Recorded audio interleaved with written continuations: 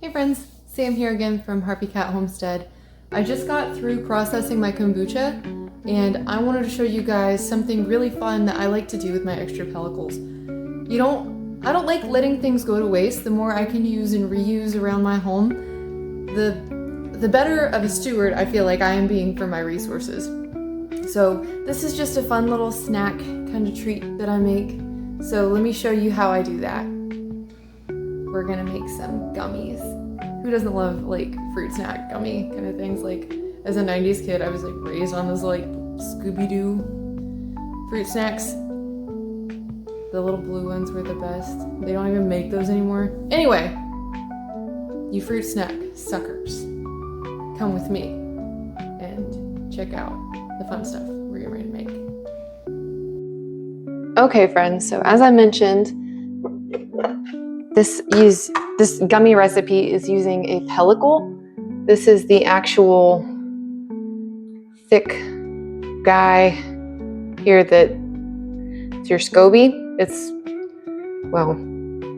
Your scoby is the tea as well. But anyway, you need 1 cup of the starter tea that's ready to go along with a whole pellicle. If you're a kombucha brewer, you know exactly what I'm talking about. If not, please watch my other video. I will explain it better there. Maybe. I don't know. I hope I explain things well. You're also going to need 1 cup of frozen fruit.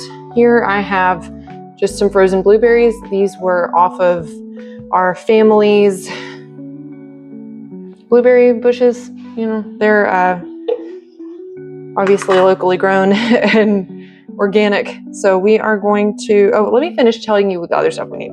So obviously you're going to need some molds. These are cute little goofy ones that I've got. Some of them are flowers and sea creatures and dinosaurs. And I didn't think, this isn't gonna be enough. So I've also just got these little silicone cupcake molds. And then we've got a little pack of gelatin here. You can get this at the grocery store. It's just plain unflavored gelatin. And you can either use sugar or honey. I'm gonna use honey. This is locally grown from our friends over at it's over at the Bee Shack in Madison.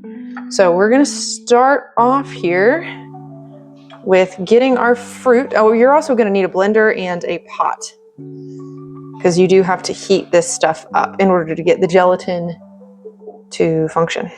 All right, so load in the blueberries. It's just 1 cup. It's not a ton. You can use any kind of berry you want. So we've got 1 cup of this. I'm gonna pop it in the blender here. Give it a quick puree. You want it as smooth as possible, unless you want chunky snacks, which you might. I don't know. We'll see. To each his own.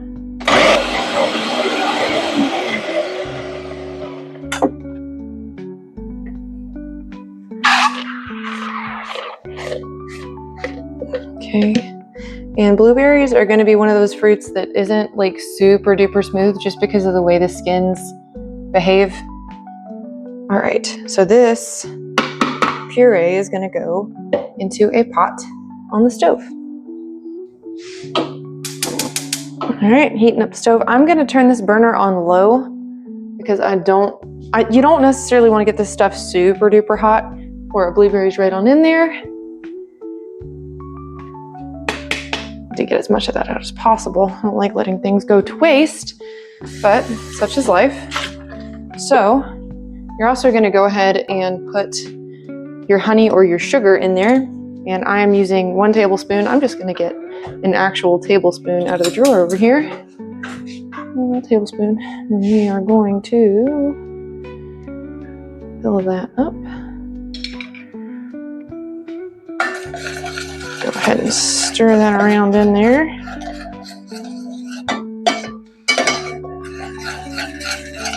And you guys are going to see this is not 100% smooth, and that doesn't really bother me.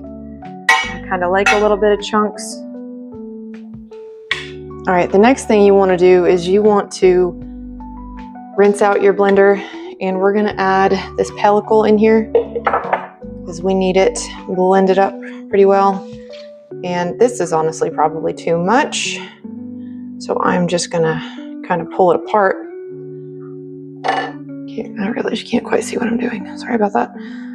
Okay, so pellicle going into blender. I'm gonna rinse my hands off now because they're all wet. Again, this is something you're gonna blend up and you want it smooth. I rinsed off my little top too. This guy will go back on the blender, and I'm definitely gonna have to add some liquid to this, but we'll see. All right. Opening up where we have our pellicle. It's all stuck around the blade. I'm gonna go ahead and put all of this 1 cup of kombucha starter tea into this blender. I'm gonna pour it over the sink because I don't trust myself. Know yourself well enough to be able to say, hey, I'm probably gonna make a mess and maybe prevent it. At least that's what I try to do. I am not perfect, and that makes things fun. At least not boring. Never bored around here. All right, blend this puppy up. Woo-hoo. That's fun. All right.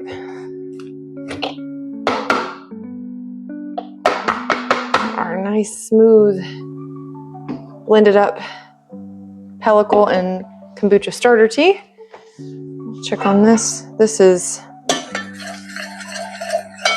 you want it just warmed through.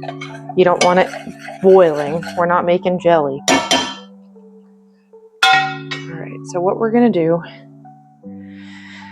we're gonna let it cool down. Yeah, I wasn't on there long. I don't trust myself without using one of these. The last thing in this world I want is my counter to break. So we're gonna stir that. You need to let it cool down, because if you don't let it cool down, what is gonna happen is it's gonna kill all of the happy little microbes in our kombucha that we are trying to get into our gut. So that is why we do the kombucha, and we don't want to be wasting our time here. Okay, and we are going to add in this gelatin packet. We're gonna do 1.5 tablespoons. So this is a 1/2 tablespoon here. 1, 2. I need another packet. Let me go grab another packet. It's okay. This is why you always have more on hand than what you think you need. So we're, yeah. I think I'm gonna add a bit more. Okay. You can kind of add a little more or less in terms of getting the jelliness in. Some people really, really like that jelly, chewy consistency.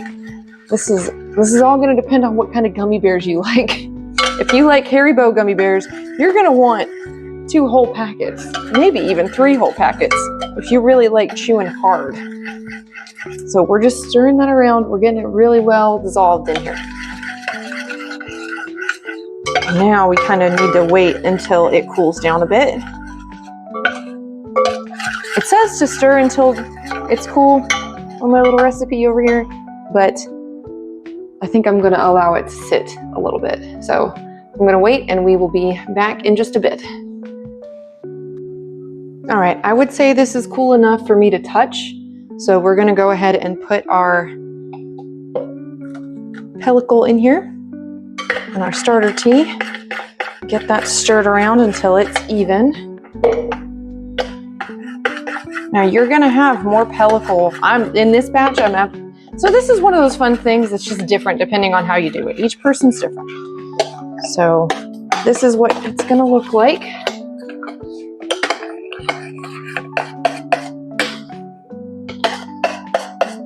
And as I said, I've got way more pellicle and kombucha tea in here than I do blueberries.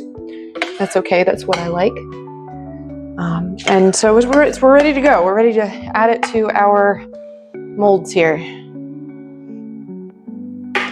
I had a pipette. I had this really fun little pipette that I've used for this kind of thing in the past, and I cannot find it. Imagine that. I cannot find the thing in my kitchen that I really need. So,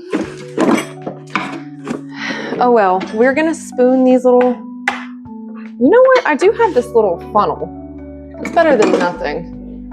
So we are gonna use this and we are gonna spoon into each little mold. All right. I'm gonna get this as close as possible because I am messy and I know myself well enough to say.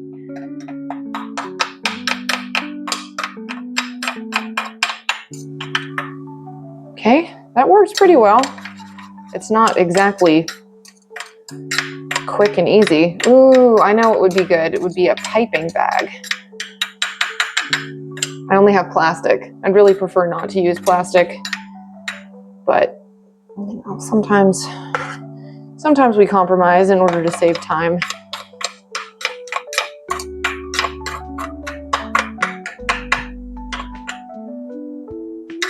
You guys get the idea. I'm not gonna make you watch me do this on every single one of these because holy cow,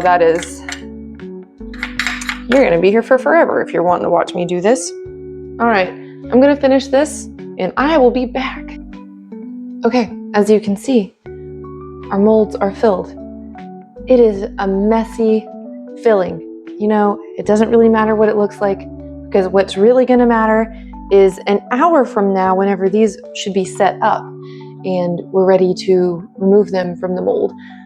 This gelatin that we used, it's gonna act pretty quickly. You can put this in the fridge and it will chill a bit quicker. I think that is actually what I'm going to do today, is leave it in the refrigerator. I will tell you, if you have anything in there, it will absorb the flavor if you've got like anything open.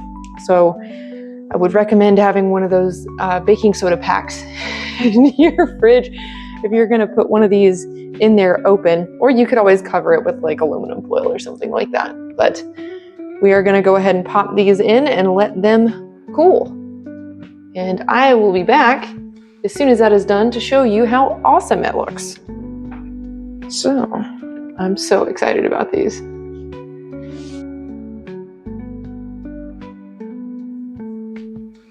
Hello friends, we're back. We are back and these things taste amazing. I'm gonna just go out on a limb and say that these are probably not the best molds to use, but after the evening sitting in the refrigerator, they do actually come out properly. Look at the pretty little flower. It is cute, isn't it? Yeah, that's a good fruit snack size. So these are all set up really well, and I am gonna go ahead and pop all of them into our little container. You ought to be able to just flip these upside down, just push the things right out. They do actually make silicone molds for fruit snacks.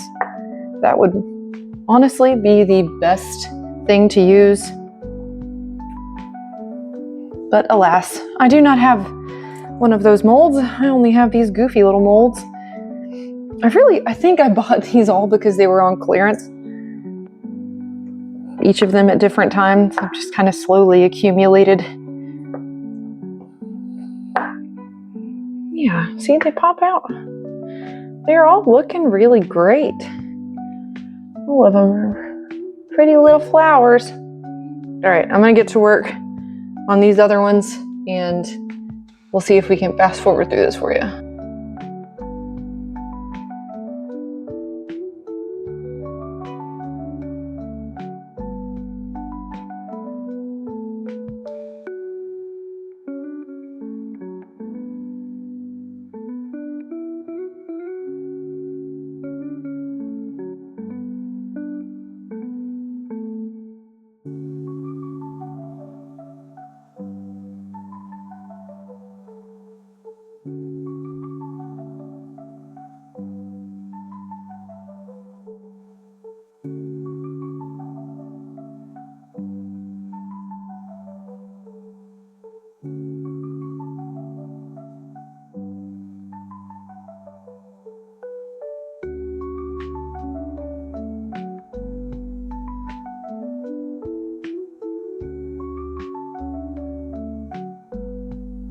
All right, so I have taken the pleasure of putting some of these cute little guys on a plate. So you can sort of tell. We got a Stegosaurus, I think it's a Brontosaurus. We got a couple of seahorses down here. Octopus, some sea turtles, starfish, and a bowl of globs. Let me just say, globs still taste really good, even if they're not pretty. But these turned out great. I'm very, very happy with them. They're really fun to eat, and man, do they taste amazing. It's hard to beat blueberries. And the kombucha flavor does come through a little bit. And again, that's the flavor of homemade kombucha. That is not store-bought, super acidic, tart, hurting your tongue because it's so sour kombucha. This is good. These are really, really good. So if you make your own kombucha, I would really highly recommend trying this recipe. And like I said, I did it with blueberries, but you can do it with any kind of fruit, really. Berries work best in terms of texture, but you can do it with apples, you can do it with oranges. Experiment. That's the fun part of this, is you can make this into whatever you want. And that was kind of why the timing was weird for me. Because usually it doesn't take that long for them to set up. It's because with that recipe, the pellicle that I used was probably a little large. So that had to do with just variation in recipe. Because this is not baking, it's not a science, and I kind of got creative with it, and that's fun for me. But it also means it's not going to be the same every time. So I would highly recommend getting creative in the kitchen. You may not be able to replicate your recipe, but you're going to have a blast while you're doing it. So yeah, that's my little kombucha gummies recipe, and happy snacking. This has been Sam over here at Harvey Cat Homestead. I appreciate you, and I hope you have a great day. Thank you so much for spending time with me.